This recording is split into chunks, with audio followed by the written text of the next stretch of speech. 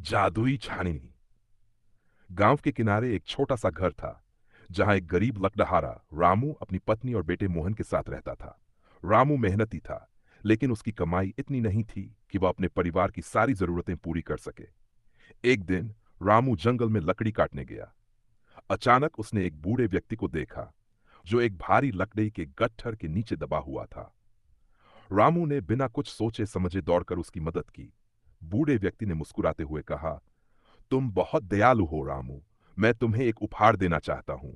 उसने अपनी झोली से एक चमचमाती जादुई छड़ी निकाली और रामू को दी।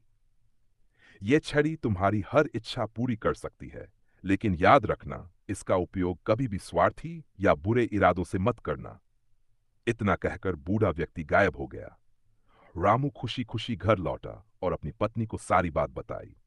पहले तो उन्होंने यकीन नहीं किया, लेकिन जब रामू ने छड़ी से कहा, हमारे घर में भरपूर अनाज आ जाए, तो देखते ही देखते घर में चावल, दाल और आटा भर गया।